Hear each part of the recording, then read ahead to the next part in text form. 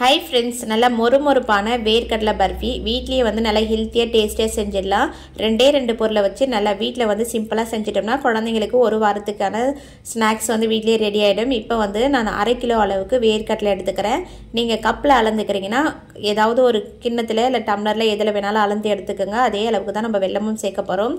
இப்போ வந்து மீடியம் ஃப்ளேம்ல வச்சிட்டு வேர்க்கடலை வந்து நல்லா மொறுமொறுன்னு வறுபட்டு வரணும். நல்லா மொறுமொறுன்னு வறுபட்டு வந்தா தான் பர்ஃபி சாப்பிட நல்லா கிறிஸ்பியா சூப்பரா இருக்கும். இல்லனா வந்து ஒரு மாதிரி சாஃப்ட்டா இருக்கும். இப்போ பாத்தீங்கன்னா நல்லா கலர் சேஞ்ச் ஆகி தோல் கலர் வந்து நல்லா மாறிடுச்சு. இப்போ வந்து நம்ம எடுத்து வச்சிட்டு அதுக்கு அப்புறம் வந்து வெல்லம் வந்து ரெடி பண்ணிடலாம். இப்போ பாத்தீங்கன்னா நான் 1/2 கிலோ அளவுக்கு வெல்லம் எடுத்துக்கிறேன். நீங்க கப்ல அளவுக்கிறீங்கன்னா 1 கப் அளவுக்கு வேர்க்கடலை எடுத்தீங்கன்னா 1 கப் அளவுக்கு வெல்லம் எடுத்துக்கங்க. கொஞ்சமா வந்து தண்ணி சேர்த்துக்கங்க. தண்ணி நிறைய சேர்க்க வேண்டியதில்லை. ஒரு 1/4 கப் அளவுக்கு தண்ணி சேர்த்து நல்லா கொதிக்க விட்டு வடிகட்டி எந்த பாத்திரத்தில் செய்ய போறீங்களோ அந்த பாத்திரத்தில் வந்து ஊற்றிக்கோங்க. ஊற்றிட்டு இந்த பாகுபதம் வந்து கரெக்டாக நம்ம செஞ்சோம்னா தான் பர்ஃபி வந்து நல்லா கிறிஸ்பியாக சூப்பராக வரும். இப்போ வந்து பார்த்தீங்கன்னா வடிகட்டி ஊற்றினது நல்லா கொதிக்க ஆரம்பிச்சிருச்சு. இப்போ இது வந்து அந்த சமயத்தில் வந்து வேர்க்கடலையை வந்து நல்லா தோல் உரிச்சு ரெண்டாக உடச்சி வச்சுக்கணும். நம்ம கையை வச்சு நல்லா க்ரஷ் பண்ணி விட்டோம்னா ரெண்டாக உடைய ஆரம்பிச்சிடும். அதே மாதிரி ஒரு பிளேட்டில் வந்து நல்லா எண்ணெய் தடவி வச்சுக்கோங்க. அப்படி இல்லை இந்த மாதிரி பட்டர் ஷீட் இருந்ததுன்னா அதில் எண்ணெய் தடவி வச்சுக்கோங்க. இப்போ பார்த்தீங்கன்னா வெல்லம் வந்து நல்லா கொதித்து திக்காகணும். இப்போ வந்து இதில் 1 டீஸ்பூன் அளவுக்கு நம்ம நெய் சேர்த்துக்கலாம். நெய் சேர்க்கும் போது ஹார்டாக இல்லாமல் நல்லா கிறிஸ்பியாக இருக்கும். அதனால தான் வந்து நம்ம நெய் கொஞ்சமாக சேர்த்துக்கணும்.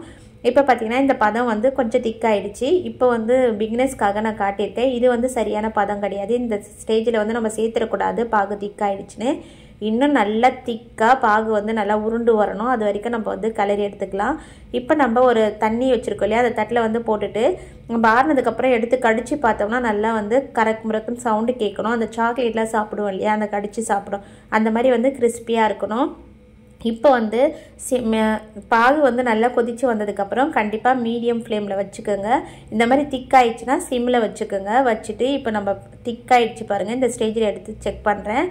பதம் வந்து கரெக்டாக வந்துருச்சு. எப்படி வந்ததுன்னு நான் காட்டுறேன் பாருங்கள். நீங்கள் சப்போஸ் எடுத்து வாயில் போட்டு கடிச்சு பார்த்தீங்கன்னா சாக்லேட் மாதிரி நல்லா கருக்கு முறுக்குன்னு இருக்கணும். அப்படி இல்லைன்னா எடுத்து உடைச்சோம்னா நல்லா கிறிஸ்பியாக சவுண்டு கேட்கணும். அதுதான் வந்து கரெக்டான பதம். இப்போ வந்து இது கரெக்டான ஸ்டேஜ். உடையுது பாருங்கள். இந்த மாதிரி சாஃப்டாக வந்து உடையணும். உடஞ்சதுக்கப்புறம் நம்ம எடுத்து வச்சுருக்க வேர்க்கடலையை வந்து நம்ம இது கூட சேர்த்துக்கலாம். இது கூட சேர்த்துட்டு நம்ம அடுப்பை வந்து இப்போ சிம்மில் தான் வச்சுருக்கோம். அடுப்பு ஆஃப் பண்ணிவிட்டு கிளம்புனா உடனே திக்காயிடும். இப்போ பார்த்தீங்கன்னா இதை கைவிடாமல் வந்து நம்மளாம் கலரி எடுத்துட்டு நம்ம எண்ணெய் தடவி வச்சுருக்க பிளேட்டில் வந்து அப்படியே எடுத்து ஊற்றிக்கலாம். அடுப்பை வந்து நம்ம அதை வந்து அடுப்புலேருந்து அந்த கடாயை இறக்கும் போது தான் அடுப்பை வந்து ஆஃப் பண்ணி விடணும். இப்போ ஒரு பிளேட்டில் போட்டு இந்த மாதிரி ஒரு சப்பாத்தி கட்டை அப்படி இல்லைன்னா ஒரு கிண்ணம் வந்து அடியில் வந்து எண்ணெய் தடவிட்டு நல்லா ப்ரெஸ் பண்ணி விட்டுக்குங்க. ரொம்ப திக்காக இருந்ததுன்னா பர்ஃபி சாப்பிட்றதுக்கு நல்லா இருக்காது. அதனால நான் கொஞ்சம் வந்து மெலிசாக வந்து தேய்ச்சி விட்டுக்கலாம். தேய்ச்சி விட்டுட்டு நல்லா வந்து இது ஆறுனதுக்கப்புறம் தான் அந்த பட்டர் ஷீட்டை எடுக்கணும். ஆறுனதுக்கு முன்னாடி எடுத்துட்டிங்கன்னா அது கடியில் அப்படியே ஒட்டிக்கும். இப்போ நம்ம தேய்ச்சி விட்டுட்டு கொஞ்சம் சூடு ஆறுனதுக்கப்புறம் இந்த மாதிரி கோடு போட்டு வச்சுக்கலாம். அப்போ தான் வந்து நம்ம உடச்சி சாப்பிடும் போது நல்லா கிறிஸ்பியாக இருக்கும். இப்போ வந்து நான் பீஸ் எல்லாம் போடல. இந்த மாதிரி வந்து நேராக வந்து கட் பண்ணி மட்டும் நான் விட்டுக்கிறேன். விட்டுட்டு நம்ம வந்து கட் பண்ணி எடுத்தோம்னாவே நல்லா கிறிஸ்பியாக இருக்கிறதுனால நம்ம ஷேப் வந்து உடச்சி எடுத்துக்கலாம்.